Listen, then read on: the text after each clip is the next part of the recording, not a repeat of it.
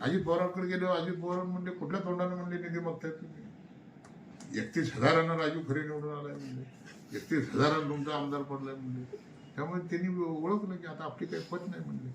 मी दादांना विचारलं की दादा तुमचा आमदार मी 31,000 पडलाय म्हणलं, पुढच्या बारीनं 50,000 पडतो म्हणलं, तुम्ही यांचा कशाला लाड करताय म्हणले. ते म्हणले बरोबर आहे म्हणले.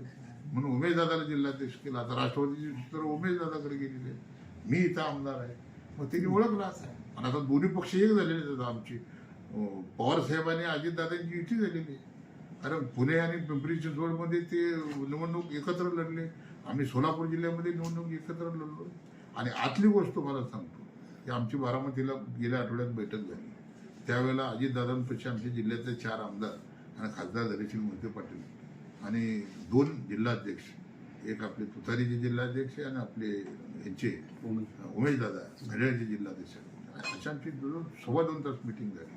त्या मिटिंगमध्ये आम्हाला अजितदादांनी सांगितलं की ह्या नगर परिषदेची निवडणूक, त्यानंतर महानगरपालिकेची निवडणूक, त्यानंतर जिल्हा परिषदेच्या निवडणूक, लगातार निवडणुका लागल्यामुळं दोन्ही राष्ट्रपती एक झाल्याची घोषणा आम्हाला करता आली नाही. परंतु तुम्ही जागची जागीला तिथल्या मतदारसंघात समजून घेऊन कुठं घड्याळ कुठं तुतारी चालवा आणि आपण एकत्र निवडणूक लढवूया, असा पवार साहेबांचा आणि अजितदादाचा निर्णय झाला.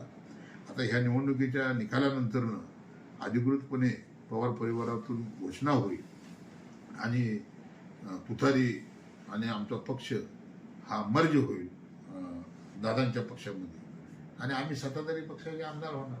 त्यामुळे आम्ही सत्ताधारी पक्षाचे आमदार झाल्यानंतर इथं निधी हा सत्ताधारी पक्षाचा आमदार म्हणून मला मिळणार.